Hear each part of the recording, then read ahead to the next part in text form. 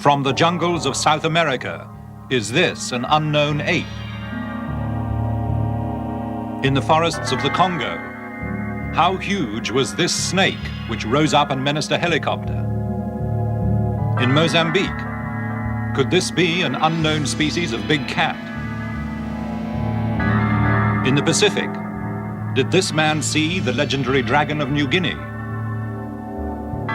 Did the mammoth and the supposedly extinct creatures of the Ice Age really all die out? Mysteries from the Files of Arthur C. Clarke, author of 2001 and inventor of the communication satellite. Now in Sri Lanka, after a lifetime of science, space, and writing, he contemplates the mysteries of this and other worlds. Even in this small island, there are reports of strange animals not yet positively identified. The horned jackal and the devil bird with its hideous strangled shriek. Yet this jungle, even though it stretches as far as the eye can see, is nothing compared with the forests which cover much of Africa and South America. There's room for a whole zoo full of unknown animals there. And looking at this, I'm reminded of a riddle posed by an old philosopher. What is the most cunning of all the animals? That which no man has yet seen.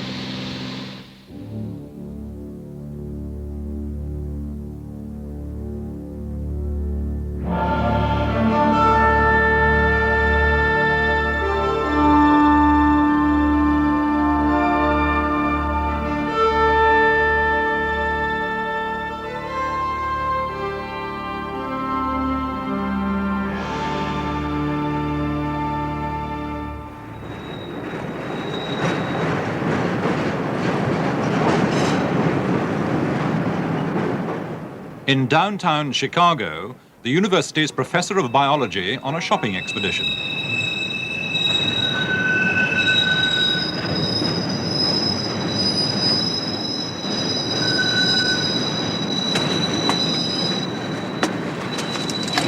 What is all of this you have? Well, a jungle machete, a jungle hammock, some medical supplies for the tropics, and a backpack. Where are you off to with it? Well, you may not believe this. We're off to Africa to look for dinosaurs. For it's in the Congo that Professor Roy Mackal and his colleague, explorer James Powell, really believe, from many reports, that there may exist a living dinosaur, or something like it. The animal is described as being as big as an elephant, or at least as big as a hippopotamus. It has a long head and neck and a long tail. It has feet that are like a hippopotamus, but it has 3 claws on each of these feet.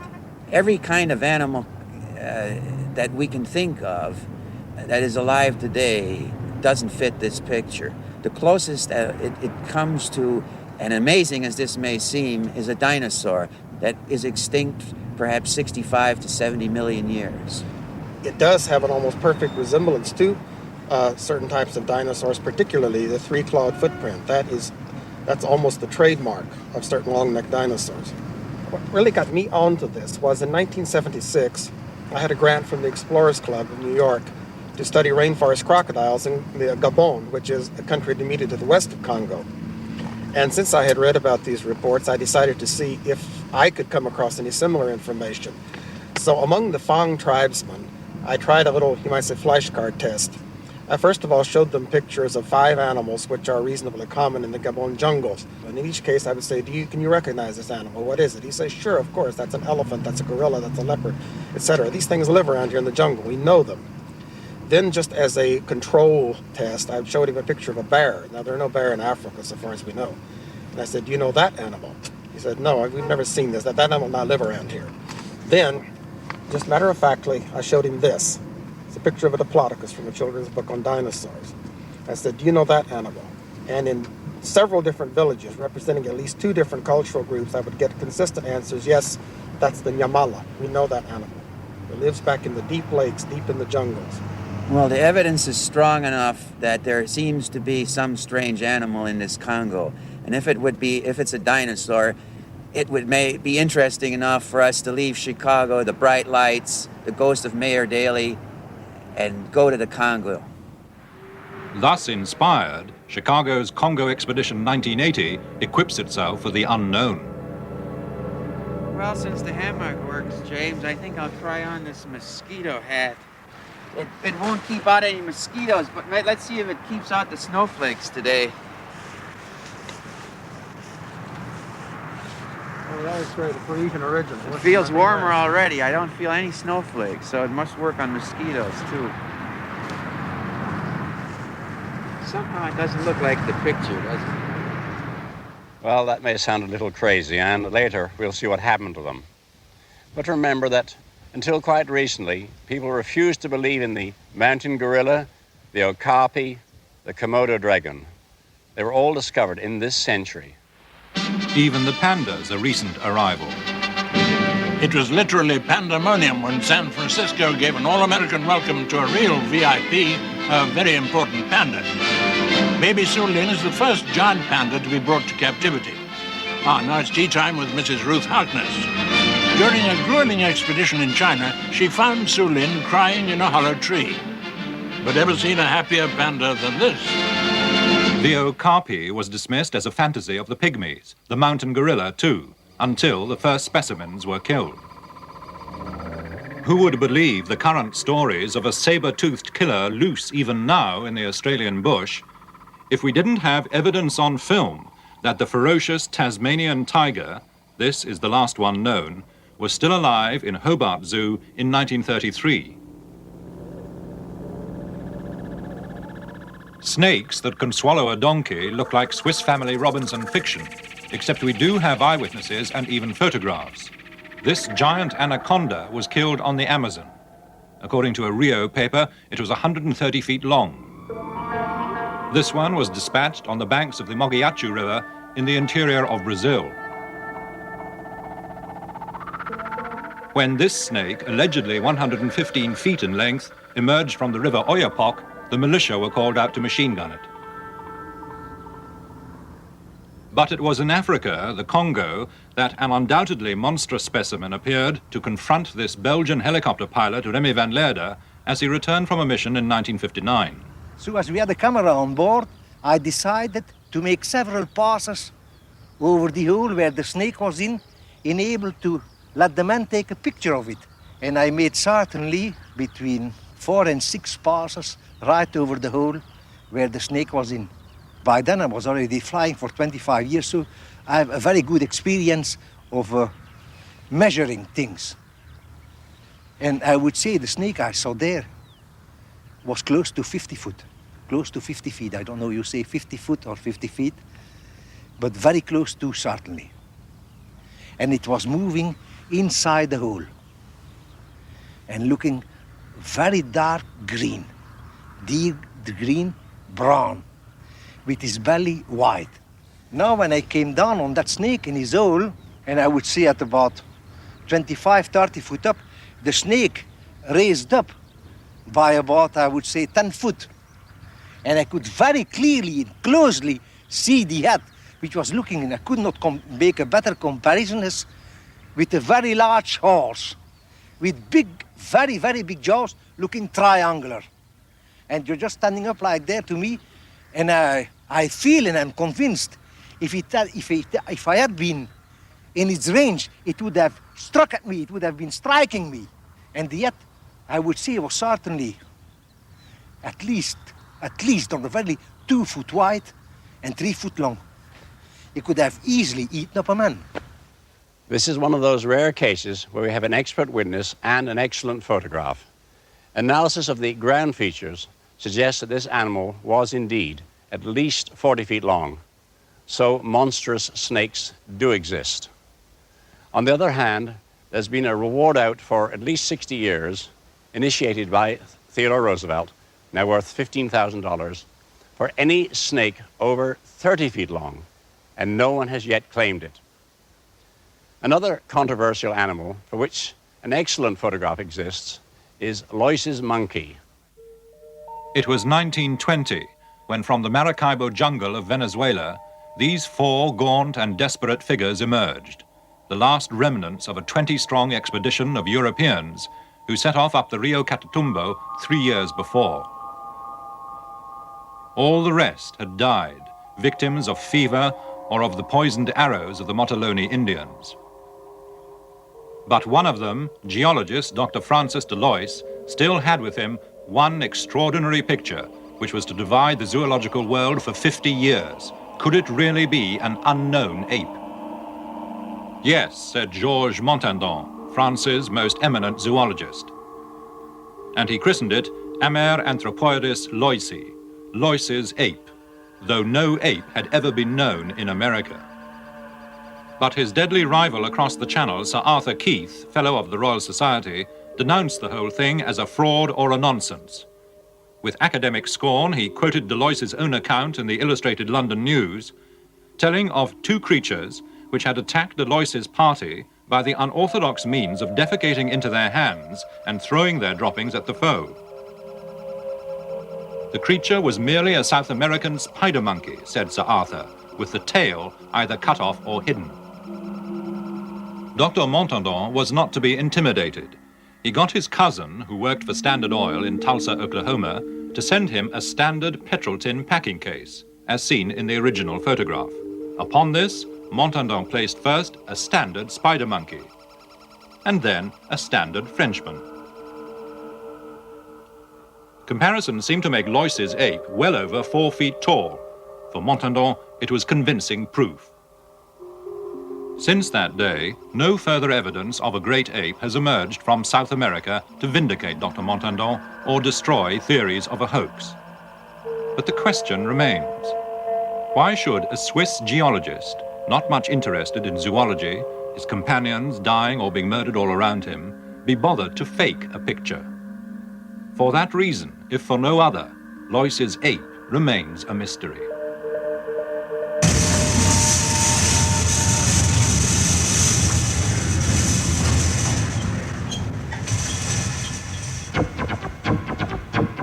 But the mystery of the king cheetah, for 50 years the obsession of white hunters in southern Africa, does now seem near a solution.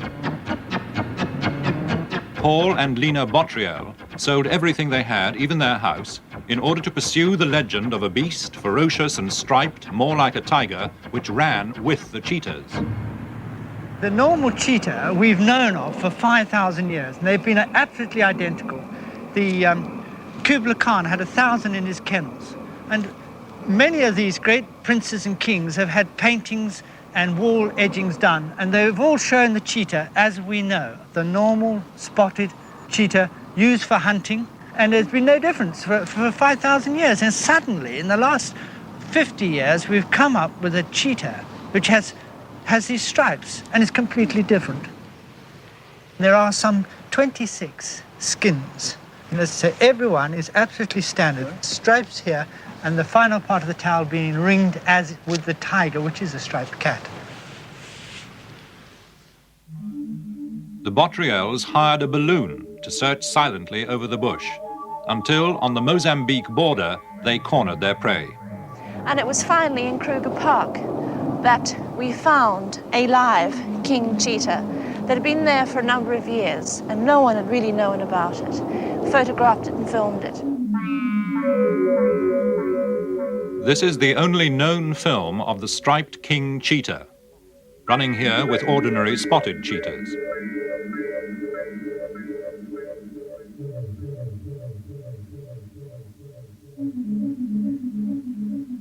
The theories are that it could be a hybrid, or alternatively, it's a mutation, being a strange pattern thrown up once in every few generations.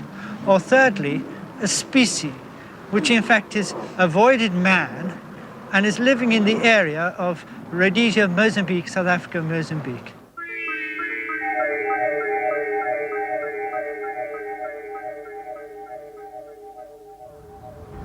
We could find a completely different species of animal, we don't know. And that in itself is enough to fight for and try and achieve.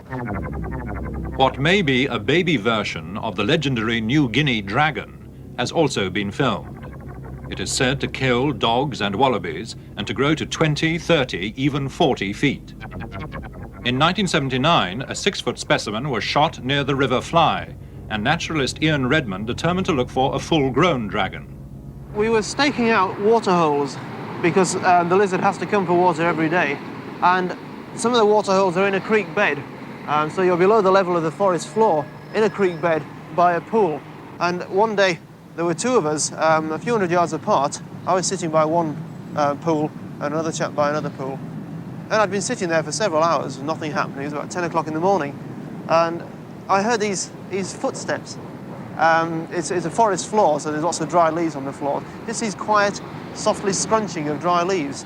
Now, if you hear a lizard moving through the forest, it's a scurrying sound. It doesn't sound like footsteps, and I thought it must be either the other chap coming over, whether it was playing about and trying to sneak up on me. I didn't know, but it sounded very stealthy. So I'm sitting down there, and I hear this coming up behind me, and obviously you decide at some point you've got to have a look. So as they were getting closer, I thought, well, person or animal, I'm going to see what it is. So I slowly sat up and looked around, and about 10 feet away, my eyes were about on the level of the bank, about 10 feet away there was a log, and just over the log was this great lizard head. Now I couldn't see the whole body, but I could see that the head and shoulders were a lot bigger than the one which had been shot. So I went down for my camera again, and as I went down to get my camera, the lizard moved away.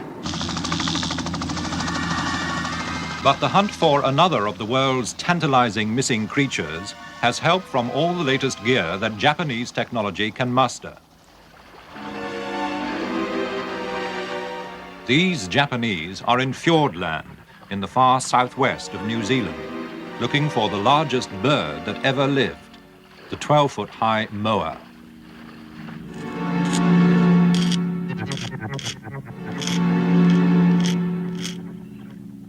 Excavations all over South Island have produced the massive bones of the moa. Flocks of their skeletons dominate New Zealand's museums. The moa certainly seems to have been seen as late as 1860, and one witness, Mrs. Alice Mackenzie, said she saw one on the sand at Martin's Bay in 1883. And it took no notice of me when I came near it. And I got nearer and nearer until I sat down on the sand behind it. And it was a bluish color, just a faded bluish gray color.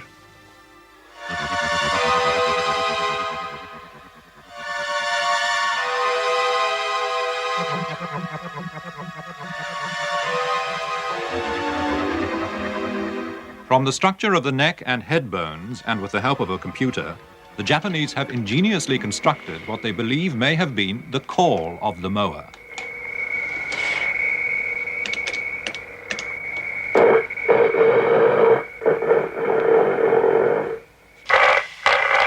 Armed with the tape and stories that the call has indeed been heard in recent times, they set off into the forest, hoping for, yet perhaps fearing, a response from a bird that was supposedly able to split a man's skull with its beak or kill him with a kick.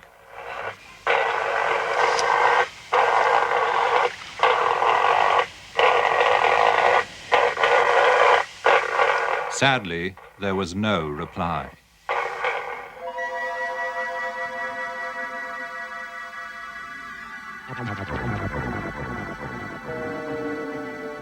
The most puzzling of all the stories of missing animals comes from the snowy regions of Siberia, the disappearance of the great hairy mammoth. Professor Vereshchagin has been on the trail of the Siberian mammoth for 40 years. И когда я бывал на Индигирке, в среднем течении, среди зарослей... When I was camping beside the river in Digirka in Yakutia, it seemed to me that at any moment from out of the dense undergrowth, the head of a mammoth with its hairy trunk might appear and wander into one of the clearings among the valleys. It is ideal mammoth country. Долины реки Индигирки. On expeditions to Yakutia in the far north of Siberia, Professor Vereshchagin and other Soviet scientists have found the tusks and bones of hundreds of thousands of mammoths, which seem to have died in some sudden catastrophe. But back in Leningrad, Professor Vereshchagin does have one of the remarkable specimens which just occasionally emerge from the frozen soil of the tundra. A whole mammoth, fresh frozen for 10,000 years. This is the Berezovka mammoth, just as it was found having fallen down a ravine and been asphyxiated. И вот эта внезапная смерть, она подтверждается несколькими Its pelvis was broken, and in its mouth there was still a piece of food, a clump of grass which had not yet been chewed. трава. There have always been tales that mammoths still live in Siberia. And then, in 1977, some Soviet gold miners found a baby mammoth in almost perfect condition. Amid great excitement, it was brought back to the Leningrad Museum. But Professor Vereshchagin is sure it died at least 10,000 years ago. Первобытная орда производила охоту. The mother was killed by hunters. This baby was wounded by a spear in the right leg. It managed to get away, but died of starvation. But the discovery of the baby mammoth has produced a possibility even more exotic than the thought that the mammoth could be still alive. Next time a mammoth is found, Russian scientists are going to take some of its frozen body cells and try to clone it. That is, grow, as is now theoretically possible, a new living mammoth from the cells of a body dead but preserved for 10,000 years.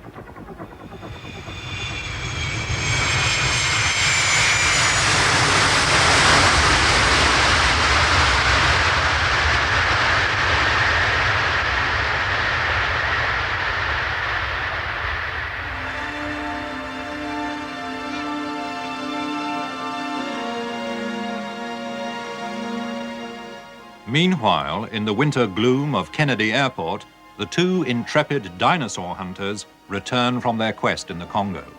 This expedition into the Congo was the most difficult thing that we've ever done, but it was well worth it. It was both the best and the worst that I've been on. In the sense, it was the worst in terms of the difficulties encountered, but it's the most exciting in the results of any of the African things I've been on. I remember walking through muck, slipping into slime up to my ankles, up to my waist at times. I remember the complete exhaustion every half an hour. When you couldn't get another breath of fresh air, you couldn't take another step. We were looking for eyewitness observers, and we gradually began to zero in on the geographical part of this area where eyewitness observers were concentrated. And using that technique, we were able to come to the center of the reports, to a place where actually the animals are alleged to be. They told us about how, about 1959, 3 of these animals, possibly 2, had been coming into Lac Telly. And this had disturbed the fishing of the pygmies. So the pygmies decided they're going to stop this and started to drive stakes in across the opening into the lake. This prevented the animals from coming in, but one was while it was attempting to get through the stakes, was speared by the pygmies. They proceeded to kill the animal and cut it up into slices. The report from the observer was that it took forever because of the long tail and the long neck. They described it as being about 30 feet long, with a head and neck 2 to 3 meters long, some 6 to 9 feet, looking much like a large snake, but attached to a thick body. What was maddening about it was that at Adipena, we were, I would say, about 25 airline miles from Lac Telly, which is one of the places where there might conceivably still be living specimens of this creature. We were unable to reach the lake because it would have taken from 2 to 3 days to get into the lake, a comparable amount of time to march out, and we would have wanted to stay, sometime at the lake. And we would not have had time to get out of the country before our visas expired. As we went along and gathered this information, I became more and more convinced that we are dealing with a real animal, perhaps extinct in a very recent past, but still a real animal. Yet if we believe what the Congolese and the pygmies told us, the animals are still alive today in certain parts of the Bai River, which is a tributary of the Likwala, perhaps even in the Likwala and perhaps Lake Telly. We conclude that there is indeed a real animal and that this animal is a species which is unknown to science in a living form. So this case remains not proven. But if our exhausted heroes had been able to get their visas extended, they might have found what they were looking for. I think we've given enough evidence to suggest that very large, strange, and possibly amazing creatures may still exist in the remote places of this world. But while they're protected by jungles and swamps and various African bureaucracies, they may be safe from detection for a long time to come.